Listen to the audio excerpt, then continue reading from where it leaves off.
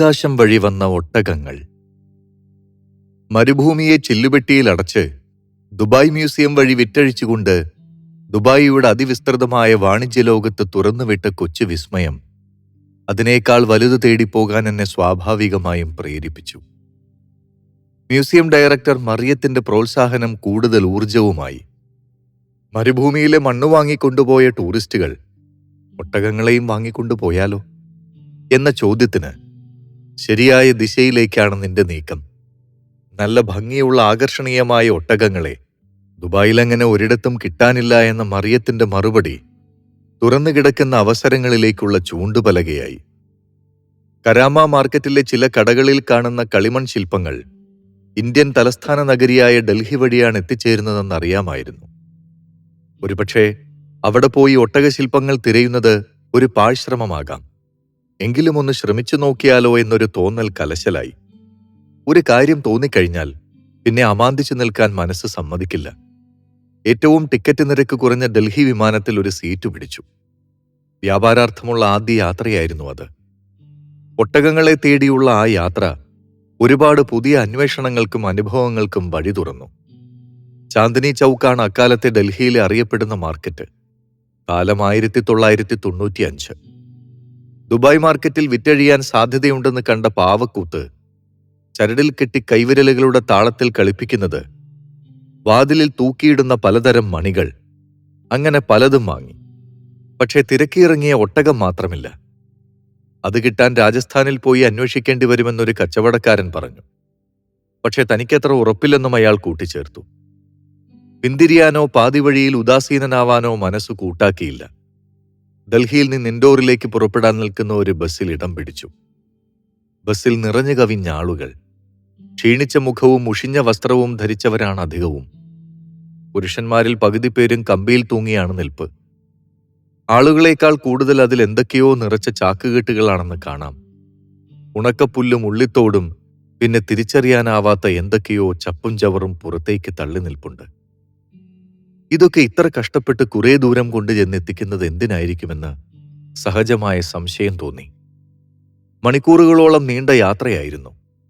ഇൻഡോറിന് കുറച്ചു മുമ്പുള്ള പേരിയ എന്ന സ്ഥലത്ത് ചാക്കുകെട്ടുകളിൽ ഏറെയും ഇറക്കുന്നത് കണ്ട് ഞാനും അവിടെ ഇറങ്ങി. കാളകൾ വലിക്കുന്നൊരു വണ്ടിയിൽ ചാക്കുകെട്ടുകൾ കയറ്റുന്നത് കണ്ട് ഞാൻ അടുത്തുകൂടി. ദുബായിൽ നിന്ന് ഹിന്ദി പഠിക്കാനായത് അവിടെ ശരിക്കും ഗുണം ചെയ്തു. എന്റെ ചോദ്യങ്ങൾക്കെല്ലാം കളങ്കമില്ലാത്ത ഗ്രാമവാസികൾ തന്ന മറുപടി നിഗമനങ്ങൾ അത്രയും ശരിവയ്ക്കുന്നതായിരുന്നു. ചാക്കിൽ നിറച്ച ഉള്ളിത്തൊലിയും പുല്ലുമെല്ലാം ആ ഗ്രാമവാസികളുടെ കൈവേലകൾക്കുള്ള മെറ്റീരിയലുകൾ തന്നെ. കഴുകന്റെയും സിംഹത്തിന്റെയും രൂപങ്ങൾ ഉണ്ടാക്കാനുള്ള സാമഗ്രികളിൽ ചിലതാണിതെന്ന് അവർ പറഞ്ഞപ്പോൾ എത്തിനിൽക്കുന്നത് ലക്ഷ്യസ്ഥാനത്തേക്കുള്ള വഴിവക്കിലാണെന്ന് കണ്ട് തുടർയാത്ര അവർക്കൊപ്പമാക്കി. പരുന്തും സിംഹവും ആനയും ഉണ്ടാക്കാൻ കഴിയുന്നവർക്ക് ഒട്ടകങ്ങളെ ഉണ്ടാക്കാനാവില്ലെന്ന് ആര് കണ്ടു? അവർ എങ്ങനെയാണ് തങ്ങളുടെ വേല ചെയ്യുന്നത് എന്ന് കാണാൻ ആകാംക്ഷയായി. അതിനായി അവരോടൊപ്പം താമസമാക്കി. അങ്ങാടിയിൽ വിൽക്കാൻ കഴിയാതെ വലിച്ചെറിയുന്ന ചീഞ്ഞ ഉരുളക്കിഴങ്ങും അരിപ്പൊടിയും ശർക്കരയും കൂടി നല്ല ചൂടിൽ കാച്ചിയെടുത്ത പശയിലാണ് പക്ഷിയുടെയും മൃഗങ്ങളുടെയും ഒക്കെ രൂപം വാർത്തെടുക്കുന്നതെന്ന് തെല്ല അതിശയത്തോടെ മനസ്സിലാക്കി. നന്നായി നനച്ച കട്ടിക്കടലാസ് തകര ഷീറ്റിൽ നിരത്തിവെച്ച് കഠിനമായി വെയിൽ കൊള്ളിച്ച് ലെതറിന്റെ നിറമാക്കിയെടുക്കുന്നതും കണ്ടു. ഈ കട്ടിക്കടലാസ് ചിറകായും തലയായും കൈകാലുകളായും രൂപപ്പെടുന്നതും പശ ചേർത്ത് അവയെ യോജിപ്പിക്കുന്നതും അപ്പോഴത് കഴുകന്റെയും സിംഹത്തിന്റെയും രൂപം കൈക്കൊള്ളുന്നതും അത്ഭുതത്തോടെ നോക്കിയിരുന്നു. നിർമ്മാണകലയിലെ ഒരു അതിശയം നേരിൽ കാണുകയാണ് ആദ്യമായി. തുടർന്നുള്ള അവിടുത്തെ ദിവസങ്ങൾ പരീക്ഷണങ്ങളുടെയും പ്രതിസന്ധികളുടെയുമായിരുന്നു. സിംഹവും കഴുകനും ഉണ്ടാക്കുന്നവർക്ക് എത്ര ശ്രമിച്ചിട്ടും ഒട്ടകങ്ങളെ ഉണ്ടാക്കാനാവുന്നില്ല. എന്റെ ആവശ്യങ്ങൾ അവരെ സംബന്ധിച്ച അന്താളിപ്പിനുള്ള വകകളായിരുന്നു. 4 ഇഞ്ച്, 6 ഇഞ്ച്, 12 ഇഞ്ച് വലുപ്പത്തിലുള്ള ടൂറിസ്റ്റുകൾക്ക് ഹാൻഡിയായി കൊണ്ടുപോയി ഷോക്കേസിൽ വെക്കാൻ പാകത്തിലുള്ള ഒട്ടകങ്ങളായിരുന്നു എന്റെ മനസ്സിൽ. അതും പല രൂപത്തിലുള്ളവ. ഇരിക്കുന്ന ഒട്ടകം, നിൽക്കുന്ന ഒട്ടകം, കിടക്കുന്ന ഒട്ടകം, ഓടുന്ന ഒട്ടകം. എന്തിന്, ഗർഭിണിയായ ഒട്ടകം പോലും എന്റെ ഭാവനയിൽ നിറയുന്നത് കണ്ട് പണിക്കാർ തലകുടഞ്ഞു. അസാധ്യമെന്ന അർത്ഥത്തിൽ. ഞാൻ ആവശ്യങ്ങൾ പിന്നെയും നിരത്തിക്കൊണ്ടിരുന്നു. സൗദിയിലും രാജസ്ഥാനിലും കണ്ടിട്ടുള്ള 2 മുതുകുള്ള ഒട്ടകവും ആഗ്രഹങ്ങളിൽ കയറിപ്പറ്റിയിട്ടുണ്ട്. ചെങ്കിസ് ഖാന്റെ പടയോട്ടത്തിന്റെ ചിത്രീകരണത്തിലും മറ്റും 2 മുതുകുള്ള ഒട്ടകങ്ങളെ കാണാം. ചരിത്രാതീത കാലത്തെ അത്തരം ഒട്ടകങ്ങൾ ഉണ്ടായിരുന്നു എന്നത് ചരിത്രകുതുകികളെ ആകർഷിക്കുമെന്ന് കണ്ടാണ് ആവശ്യങ്ങളുടെ പട്ടികയിൽ അതും ഉൾപ്പെടുത്തിയത്. എന്നാൽ എത്ര കിണഞ്ഞു ശ്രമിച്ചിട്ടും ഒട്ടകങ്ങൾ അവരുടെ കരവിരുതിനെ അനുഗ്രഹിക്കുന്നില്ല. നിരാശരായ അവരെ പക്ഷെ പിന്മാറാൻ ഞാൻ അനുവദിച്ചില്ല. സ്നേഹപൂർവ്വം അനുനയിപ്പിച്ചും അവരോടൊപ്പം അവരുടെ കുടിലിൽ ഉണ്ടുമുറങ്ങിയും അവരെ പ്രോത്സാഹിപ്പിച്ചുകൊണ്ടിരുന്നു. പേരിയ എന്ന വില്ലേജ് ഒട്ടും പരിഷ്കൃതമായിരുന്നില്ല. ട്രക്കുകൾ മാത്രം ഓടുന്ന പൊട്ടിപ്പൊളിഞ്ഞ റോഡുകളും കാളവണ്ടികളിൽ യാത്രയും റാന്തൽ വെളിച്ചത്തിൽ രാത്രിയും കഴിച്ചുകൂട്ടുന്ന പാവപ്പെട്ടവരുടെ ഒരു പ്രദേശമായിരുന്നു അത്. പച്ചരിച്ചോറിനുള്ളിയും പച്ചമുളകും ഉരുളക്കിഴങ്ങും ചേർത്തുണ്ടാക്കിയ കറിയുമാണ് മിക്കവാറും നേരങ്ങളിൽ ആഹാരം.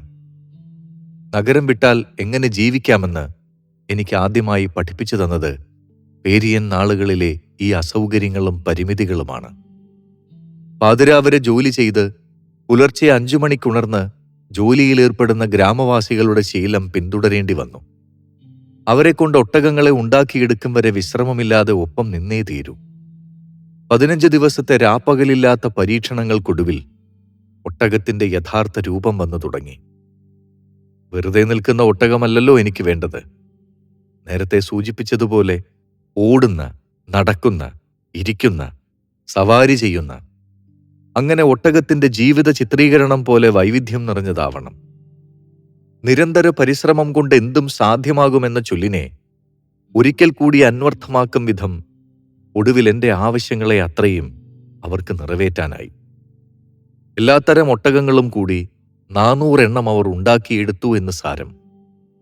അവരാവശ്യപ്പെട്ടതിനേക്കാൾ കൂടുതൽ പണം നൽകിയപ്പോൾ അവരുടെ കണ്ണുകൾ കൂടുതൽ വിടർന്നു. അളന്നു മുറിച്ചു മാത്രം കൂലി കിട്ടിയിരുന്ന അവർക്ക്, ഭൂരിപക്ഷവും സ്ത്രീകൾക്ക്, അതൊരു പുതിയ അനുഭവമായിരുന്നു. ഇനിയും വരണം, ഞങ്ങൾ കാത്തിരിക്കുമെന്ന് പറഞ്ഞാണ് അവർ ഇൻഡോർ വരെ അനുഗമിച്ചുകൊണ്ടെന്നെ യാത്രയാക്കിയത്. മുമ്പ് ചെയ്തിട്ടില്ലാത്ത ഒന്നിനെ, എത്ര ശ്രമിച്ചിട്ടും പറ്റാതെ പോയ ഒന്നിനെ സാധ്യമാക്കിയെടുക്കാൻ അവർ കാട്ടിയ അശ്രാന്ത പരിശ്രമത്തെ അനുമോദിച്ചുകൊണ്ട് യാത്രാമൊഴിയായി ഞാൻ അവരോട് പറഞ്ഞു, ഇതൊരു തുടക്കം മാത്രമായി കണ്ടാൽ മതി. കഷ്ടപ്പെട്ടു പഠിച്ച ഒട്ടക നിർമ്മാണം ഒരു തവണ കൊണ്ട് അവസാനിപ്പിക്കേണ്ടതല്ല. നിങ്ങൾക്ക് സ്ഥിരം തൊഴിൽ തരുന്ന രീതിയിൽ ഇതിനെ വളർത്തിക്കൊണ്ടുവരുന്നതിനാകും എന്റെ പരിശ്രമം. അതവരെ കൂടുതൽ സന്തുഷ്ടരാക്കി. അത്തരം വാഗ്ദാനങ്ങൾ എനിക്ക് തുടർന്നും പലതും ചെയ്യാനുള്ള ഉത്തേജനം കൂടിയാകുമല്ലോ. 400 ഒട്ടകങ്ങൾ അടക്കം ചെയ്ത ആ ആദ്യ കൺസൈൻമെന്റുമായി ഡൽഹിയിൽ നിന്ന് ദുബായിലേക്ക് തിരികെ പറന്നു. $1800 കൊണ്ടാണ് ഞാൻ പുറപ്പെട്ടത്. വിമാന ടിക്കറ്റ് ഉൾപ്പെടെ അതുവരെ ചിലവായത് 21,000 ഇന്ത്യൻ റുപ്പി. ഒരുപക്ഷെ ദുബായ് കേന്ദ്രമാക്കി ഇത്ര കുറഞ്ഞ തുകയ്ക്കുള്ളൊരു ബിസിനസ് ഏർപ്പാടുമായി മറ്റൊരു രാജ്യത്ത് പോയി വരുന്ന ആദ്യത്തെ ആൾ. കസ്റ്റംസിന്റെ കണ്ണിൽ ഇത്തരമൊരു ചരക്കുമായി ദുബായ് എയർപോർട്ടിലെത്തിയ ആദ്യത്തെ ആളും ഞാനായി. ലഗേജ് മോണിറ്റർ ചെയ്യുന്നതിനിടയിൽ പെട്ടിയിൽ അസ്വാഭാവികമായതെന്തോ കണ്ടെന്ന മട്ടിൽ അത് കസ്റ്റംസ് അധികൃതർ പ്രത്യേക പരിശോധനയ്ക്കെടുത്തു. പെട്ടിയഴിച്ച് ഒട്ടകരൂപങ്ങൾ പുറത്തെടുത്തവർ ചോദ്യങ്ങൾ തുടങ്ങി. എന്താണ് നിങ്ങളുടെ ബിസിനസ്? ഇങ്ങനെയൊന്നും മുമ്പ് ആരും വിമാനമാർഗം കൊണ്ടുവന്നിട്ടില്ലല്ലോ. സാധാരണ ചരക്ക് കപ്പലിൽ കൊണ്ടുവരേണ്ട ഇത്തരം സാധനങ്ങൾ എന്തിനിങ്ങനെ കൊണ്ടുവന്നു? ബിസിനസിന്റെ തുടക്കമാണ്. പ്രൊസീജിയേഴ്സ് എന്തൊക്കെയെന്ന് പിടിയില്ല. കപ്പലിൽ അയക്കാമെന്ന വിവരം അറിയില്ലായിരുന്നു എന്നൊക്കെയുള്ള നിഷ്കളങ്കമായ മറുപടിയിൽ അവർക്കത്ര തൃപ്തി പോരായിരുന്നു. അതോടെ വീണ്ടും ചോദ്യങ്ങളായി. ഇതുണ്ടാക്കിയിരിക്കുന്നത് എന്തുകൊണ്ടാണ്? അകത്തെന്താണ് വെച്ചിട്ടുള്ളത് എന്ന ചോദ്യവുമായി ഒരൊട്ടകത്തെ എടുത്ത് 2ആയി മുറിച്ചു. അകം നിറയെ പുല്ല് കണ്ട് അവർ അത് പുറത്തേക്കെടുത്ത് തിരിച്ചും മറിച്ചും നോക്കി പരിശോധിച്ചു. എന്താണിത്? അവർ ചോദ്യം തുടർന്നു. ഞാൻ പറഞ്ഞു, ഉണക്കപ്പുല്ല്. അപ്പോഴും സംശയം തീരാതെ മണത്തു നോക്കി. പറഞ്ഞതെല്ലാം ശരിയെന്ന് കണ്ടപ്പോ പിന്നെ അവർക്ക് കൗതുകമായി. ഇതെവിടെ ഉണ്ടാക്കുന്നു? ഇത്ര ചെറിയ ഒട്ടകങ്ങളെ, പല രൂപത്തിലുള്ള ഒട്ടകങ്ങളെ എങ്ങനെ ഉണ്ടാക്കുന്നു? പുല്ലും പേപ്പറും പശയും ചേർത്ത് അതുണ്ടാക്കുന്ന വിധം വിവരിച്ചപ്പോൾ ഓഫീസറുടെ മുഖത്ത് വിരിഞ്ഞ ചിരി അഭിനന്ദനത്തിന്റെയോ പരിഹാസ്യതയുടെയോ, അതുമല്ലെങ്കിൽ സഹതാപത്തിൻ്റെതോ എന്ന് തിരിച്ചറിയാനായില്ല. ഞാൻ എൻ്റെ സ്വപ്നം ഒരുക്കിക്കൊണ്ടുവന്നിരിക്കുകയാണ്. അത് കീറിമുറിച്ച് പരിശോധിക്കപ്പെട്ടപ്പോൾ വല്ലാതെ പരിഭ്രമിച്ചുപോയി എന്നത് നേരാണ്. നിത്യവും ആയിരക്കണക്കിന് ആളുകൾ വന്നിറങ്ങുന്ന ദുബായ് പോലൊരു ഇന്റർനാഷണൽ എയർപോർട്ടിൽ ഒരാൾ സംശയിക്കപ്പെടുന്നതൊക്കെ സാധാരണമാണെന്ന കാര്യം വ്യാപാരത്തിൽ പിച്ചവച്ചു തുടങ്ങിയ ആ കാലത്ത് എനിക്കറിയില്ലല്ലോ. അടുത്ത ദിവസം നേരം വെളുത്തപാടെ കരാമയിലെ തെപ്സ സ്റ്റോറിലെത്തി ഒട്ടകങ്ങളെ ചില്ലലമാരയിൽ നിരത്തിവെച്ചു. വഴിയിലൂടെ കാഴ്ച കണ്ടു നടക്കുന്ന ടൂറിസ്റ്റുകളുടെ ശ്രദ്ധയാകർഷിക്കാൻ പാകത്തിൽ ഇരുത്തം, നടത്തം, ഓട്ടം, കിടത്തം എന്ന രീതിയിൽ ഒട്ടകങ്ങൾ ചലിക്കുന്ന വിധമായിരുന്നു ആ ഡിസ്പ്ലേ. എല്ലാവരും കടയിലേക്ക് ഇരമ്പിക്കയറി വരണമെന്നാണ് ആഗ്രഹം. ദുബായ് സന്ദർശിക്കാൻ വരുന്നവരുടെ ലക്ഷ്യം അതല്ലെന്നറിഞ്ഞിട്ടും. ചുരുക്കി പറഞ്ഞാൽ, ക്ഷമ നശിച്ചവനെ പോലെ കടയ്ക്ക് പുറത്തിറങ്ങി നിന്ന് ഞാനൊരു വഴിയോര കച്ചവടക്കാരനെ പോലെ ഒട്ടകനിർമ്മിതിയുടെ പ്രത്യേകതകൾ ടൂറിസ്റ്റുകളെ ആകർഷിക്കുമാറ് വിളിച്ചു പറഞ്ഞു. ഇക്കോ ഫ്രണ്ട്ലിയാണ്. മരുഭൂമിയുടെ സാന്നിധ്യമുള്ള ഒരു ഇന്ത്യൻ ഗ്രാമത്തിലെ കലാകാരന്മാരുടെയും കലാകാരികളുടെയും സൃഷ്ടിയാണ്. യന്ത്രവൽകൃതമല്ല, കോട്ടേജ് ഇൻഡസ്ട്രിയാണ് എന്നൊക്കെയായിരുന്നു ആ വാഗ്ധോരണി. വാക്യങ്ങളിൽ ഒന്നുപോലും കളവല്ലെന്ന് എനിക്കറിയാമെന്നാലും ഇങ്ങനെ വിളിച്ചു പറയുന്നതിനെ കേൾവിക്കാർ സംശയത്തോടെ കാണുമോ എന്നൊരാശങ്കയും ഒപ്പമുണ്ടായിരുന്നു. വലിയ തെറ്റില്ലാതെ ഇംഗ്ലീഷിൽ ഒഴുക്കോടെ കാര്യങ്ങൾ പറയുന്ന തവിട്ടുനിറക്കാരനായ പയ്യനെ അവഗണിക്കാൻ അങ്ങനെ ആർക്കും കഴിഞ്ഞില്ല. അവരിൽ ചിലരെല്ലാം കൗതുകം പൂണ്ട് കടയിൽ കയറി വന്നു. ഒട്ടകങ്ങളെ കയ്യിലെടുത്തു നോക്കി. ഹാൻഡിക്രാഫ്റ്റുകൾ ധാരാളമായി കണ്ടു ശീലിച്ചവർ. അവർ വിളിച്ചു പറഞ്ഞതൊക്കെയും സത്യമെന്നറിഞ്ഞു. ഒരാൾ തന്നെ പലതരത്തിലുള്ള ഒട്ടകങ്ങളെ വാങ്ങിപ്പോകാൻ ഉത്സാഹിയായി. അതിനർത്ഥം എന്റെ നിഗമനങ്ങൾക്കും പരിശ്രമങ്ങൾക്കും ഫലമുണ്ടായിരിക്കുന്നു. സ്വയം കണ്ടെത്തിയ ലോകത്തിന് ആയുസ്സുണ്ടായിരിക്കുന്നു. ടൂറിസ്റ്റുകൾ അങ്ങനെ വന്നു പോകവേ കടയുടെ മുൻവശത്തായി ഒരു അപരിചിത മുഖം പുഞ്ചിരി പൊഴിച്ചു നിൽക്കുന്നതായി കണ്ണിൽപ്പെട്ടു. തലേ ദിവസം ദുബായ് എയർപോർട്ടിൽ ഒട്ടകങ്ങളെ തടഞ്ഞുവെച്ച് പരിശോധിച്ച കസ്റ്റംസ് ഓഫീസേഴ്സിൽ ഒരാൾ. അദ്ദേഹം അകത്തേക്ക് കയറി വന്ന് അള്ളാഹുവിന്റെ അനുഗ്രഹം ഉണ്ടാവട്ടെ എന്ന് അഭിവാദ്യം ചെയ്തുകൊണ്ട് എന്റെ കൈപിടിച്ചു കുലുക്കി. അനന്തരം തുടർന്ന് ഇങ്ങനെ പറഞ്ഞു: ഞാനൊരു ഇൻസ്പെക്ഷന് വന്നതാണ്. താങ്കൾ ഞങ്ങളോട് പറഞ്ഞതൊക്കെ ശരിയാണോ എന്നറിയാൻ.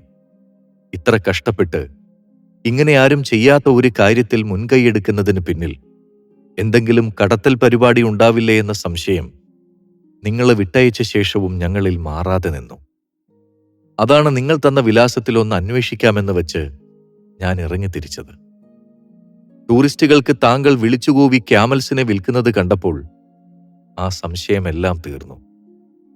അകത്ത് പൊടി പോലുള്ള എന്തെങ്കിലും ഒളിപ്പിച്ചു വെച്ച ഒരു സാധനം ഒരാൾ ഇങ്ങനെയാവില്ലല്ലോ വിൽക്കുക. താങ്കൾ ശരിക്കും ഒരു ശില്പങ്ങളുടെ കച്ചവടക്കാരൻ തന്നെ. ഓഫീസർ ചിരിയോടെ പിന്നെയും കൈപിടിച്ചു. എന്തു പറയണമെന്നറിയാതെ ഞാൻ നിൽക്കുമ്പോൾ അദ്ദേഹം എന്നെ ചേർത്തു പിടിച്ചു. പിന്നെ ഉപചാരപൂർവം ഒരു ചായക്ക് ക്ഷണിച്ചു. കച്ചവട സമയമായതിനാൽ ആ ക്ഷണം സ്വീകരിക്കാൻ എനിക്ക് നിവൃത്തിയില്ലായിരുന്നു. അതേ തുടർന്ന് അദ്ദേഹം കുറച്ച് സംസാരിച്ചു. അതിന്റെ ചുരുക്കം ഇതാണ്: തന്നെപ്പോലൊരു ഉദ്യോഗസ്ഥന്റെ ചായക്കുള്ള ക്ഷണം സ്വീകരിക്കുന്നതിനേക്കാൾ വലുതായി നീ നിന്റെ കച്ചവടത്തെ സ്നേഹിക്കുന്നു. ദുബായിൽ ഇത്രയ്ക്കൊന്നും അധ്വാനമില്ലാതെ കൂടുതൽ പണവും പദവിയും കിട്ടുന്ന ജോലിയും ഉണ്ടായിരിക്കെ അതൊന്നും അന്വേഷിച്ചു പോകാതെ നീ സ്വയം ഒരു ജോലി കണ്ടെത്തിയിരിക്കുന്നു. നിന്റെ ഈ ഉൽപ്പന്നങ്ങൾക്ക് ദുബായിലെമ്പാടും കാണാവുന്ന ഫാക്ടറി ഉൽപ്പന്നത്തേക്കാൾ മൂല്യമുണ്ട്. മനുഷ്യന്റെ സ്വകാര്യതയ്ക്കും ഓർമ്മകൾക്കും കൂട്ടാവുന്നതാണ് നിന്റെ ഈ സുവനീറുകൾ. ഈ ലോകത്ത് ഞാൻ നിനക്കൊരു നല്ല ഭാവി കാണുന്നു. കുറച്ചു പ്രായം ചെന്ന ആളായിരുന്നു ആ ഓഫീസർ.